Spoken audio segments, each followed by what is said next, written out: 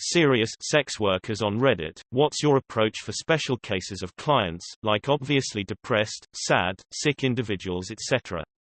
What was the most unfortunate case you've ever encountered and how did it affect you? I once got a call from a guy asking if my place was handicap accessible. I said yes and he showed up. I opened the door and he wheels in and I asked how he'd like to do it or what he was interested in. Turns out he was paralyzed from the waist down. He said he really enjoyed kissing to start but that any kind of nipple play drove him crazy. I legit spent an hour sucking and biting this guy's nipples and it drove him crazy. I made my rate with no actual penetration and he seemed so very pleased to find someone willing to just suck on his nipples. Best appointment ever. I've also had a guy that messaged me saying he wanted to get to know me. This usually means he wants to bone for free and is trying to play my emotions to achieve this. But this guy was really just a lonely dude that worked too much and didn't have time for romance. I went to his place and just laid on his bed and talked for the entire time. I ended up doing this several times and felt really good about being able to be the someone he could just sit and talk to. Eventually he wanted it to go sexual, which was fine, but then he started cheaping out on me because we're friends. Nah bro, I still gotta pay my bills. But initially it was very sweet. When I was sugaring, I know a client who would pay me serious bucks to dress modestly, like makeup, and tell me stories about school. It turns out he lost his daughter in a car accident, went to therapy to no avail, failed his marriage due to grief, and is very lonely. He simply miss his little sunshine, I suppose. He called me sunshine. His gifts to me are also orthodox father gifts. A knit sweater, a journal, and once, a flower hair clip. He asked me once if I would like to go fishing with him. I declined. I played along naively at first, but then the situation made me extremely upset and I cannot deal with other clients. He was role-playing so good. I guess sometimes reality slipped his mind. He asked me about dreams and goals, school, teachers, possible boyfriends. I sadly have to part ways with him after a couple of months. He understood that I have to move out.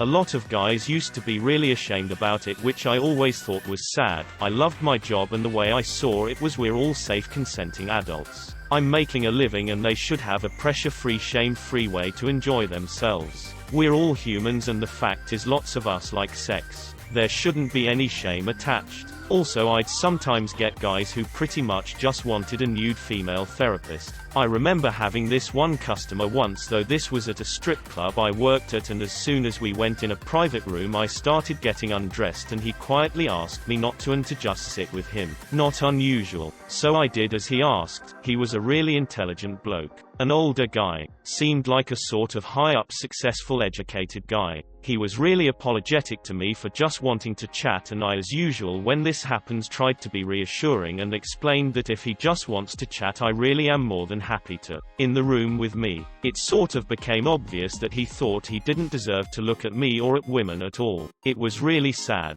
It wasn't about me at all. You could just see that this guy really hated himself. Like he just seemed so upset and disgusted at himself. And he was absolutely lovely. I wish I could help guys to not feel that way about themselves, but sometimes there's just not much you can do. I work in a sex club and we have a program for mentally and physically disabled people who are getting money from the government to come to us. The most special one was with a man who was mentally and physically disabled and couldn't speak, so he could only let me know if he liked something with his eyes. 1 time means yes and 2 times means no. You need to take a lot of time and have patience with them. To me it's a big pressure to make it an amazing time for them, and I always try my hardest so they can enjoy it. I always give them a little extra time because they only get in once every few months or so. Veterans coming home from tour will be out with their boys celebrating, and in a split second a lap dance will go from sexy to holding them while they cry. I think the physically close nature of a lap dance that resembles being held triggers something, especially if an emotional barrier is down due to drinking. My approach is to let them be there as long as they need to be, or until my bosses kick us out. It breaks my heart because there isn't anything more I can do. I want to tell them they can come back and cry as often as they want to and they're safe there, but I think the feelings are just so large that they want to avoid ever encountering them altogether. Only 2 have come back and only one of those 2 utilized it as a safe space. I was a higher-end escort in my early 20s. I had one guy that paid thousands of dollars for some pretty kinky shit.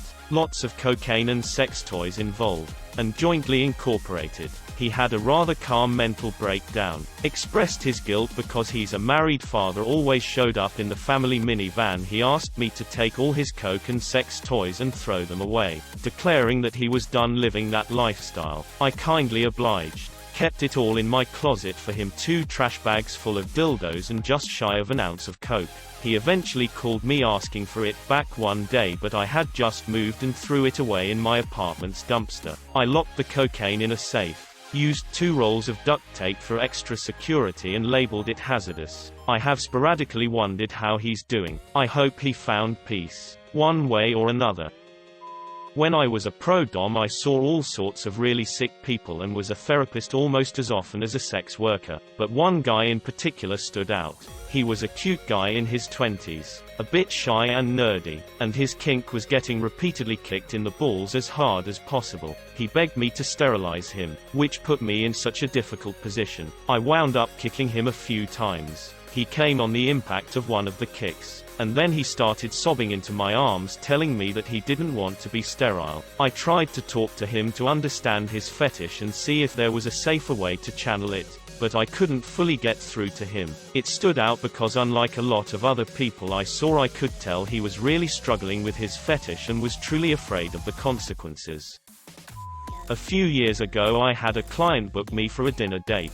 During the date, he started crying and told me he just got a divorce. He and I started seeing each other often, and I actually met his daughters once. It wasn't planned. His ex-wife was a demanding bitch. He loved his daughters so much. He loved to cook and would make this cute homemade lunches for them. He had a terrible time sleeping, and he would often get drunk because he was trying to dull the pain. For a while he found a girlfriend, but it turned out she just was using him for money. The last time I saw him, he was talking about taking a vacation to Mexico. I didn't hear from him again for a while, and I figured he must have found someone special. I'm not really sure what compelled me, but I googled him. I found his obituary. To this day it kills me inside, because maybe he wasn't really going on vacation. Maybe he meant he was going to kill himself. He died only about a week after the last time I saw him. I feel really guilty and I think of him often. He was a really nice person, and I feel terrible that he won't see his daughters grow up.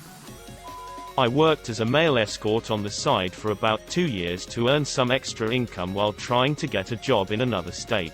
No, we don't get lonely housewives and other exotic fantasy stories. I did primarily stripping at parties and very little actual sex. One of my very rare occasions where I was hired for an actual intercourse session was probably one of most interesting times of my life though, and ended up being my last for years. It was a friend of someone I did a party for. The actual client wasn't at the party. Anyway, she was one of those extremely shy introvert girls, a little overweight, kissless virgin who threw her all into her career rather than dating throughout her early 20s. She was nearing 30, and I originally thought, according to her friend, that she just wanted to get the virginity thing out of the way. I get to her apartment. There are anime dude posters, and I brought up that I used to watch that stuff back in high school. Apparently she was obsessed with shoujo anime. I didn't actually know what that was, since I hadn't really followed any of this since Bleach was a thing. We got to talking about anime and Japan in general, and all about her favorite genre. She admits she was just going along with her friend on this whole escort thing. I've had that response before, and most of the time it's just a defensive excuse like, haha, I'd never hire someone, I'm just doing it to make my friend shut up, lol. But this one actually felt 100% genuine. Something about this was just way more interesting to me. So instead of striptease, foreplay, a whole bunch of licking, and maybe intercourse like usual with these one-on-one clients, I went ahead and offered to go out to dinner first. Something I've only done maybe 3 times. Usually with the really nervous girls, but this time I was genuinely curious. It was awesome to say the least. Once she had a few drinks in her, she wouldn't shut up, and I just let her lay into me with all sorts of anime, Japan, travel, even furry stuff. I felt like a high schooler again, but instead of characters going demon form and slicing each other up, it was all this surprisingly interesting romance stories and crazy things I didn't even know existed. Dinner ended. We split the bill, and hopped in the car. On the way back the dam just broke. She completely lost it emotionally. All those lonely years came welling up. Constantly surrounded by these wild romance anime she watches and manga she reads. We get back to her place and just hung out and talked for a while. The idea of it being a session with a client went out the window at that point. We went on a walk around her block, swapped numbers, and called it a night. We dated for about 6 months after that until I finally got the job offer I had been dying for 6 states away. It was a clean breakup. We still chat online sometimes. Her transformation over those months was incredible. She lost weight and we regularly went on bike rides to help. She did end up losing her V-card about 2 weeks in. I don't think she was ever the one, but it was probably one of the most positive relationships I had over the years. I also realized that I broke all the escort rules here, but I wasn't ever serious about it. I don't think you even can be as a guy doing it. I also stopped escorting outside of 1 or 2 in the city I'm at now just for fun. When I was 18, I was a phone entertainer, phone sex operator. There was one older gentleman who called every Monday without fail. His wife had passed away and they'd never had any children, so he was extremely lonely. He just wanted to talk to someone. I had the option of giving people free minutes up to 1 hour per month, so he got all the minutes I could give. We talked literally just talked about life for about half an hour each week. He just wanted someone to talk to and share his life with. He passed away about a year after I started. I never got last names, but our dispatchers did. So when he didn't call 1 week, I messaged one of the dispatchers to see if she could find anything on him. I got a link to his obituary that day. Turns out, he was just an hour away. I went to that man's funeral and just broke down. His sister was there, and I guess seeing a 19-year-old girl crying like she'd lost everything got to her. I explained what he'd meant to me. I was in an abusive relationship at that time and he was the closest thing I had to a friend, and how much I would miss the talks we had. She ended up giving me his favorite Carhartt jacket after our talk. I still use it every winter and think about how it felt to talk to him. I'm so grateful for the time I had to know him and I miss him so much. If it weren't for him, I would still be in that relationship, but he gave me the strength and advice I needed to leave. Rip Hooli. I miss you and still have a glass of Johnny Black every year for your birthday.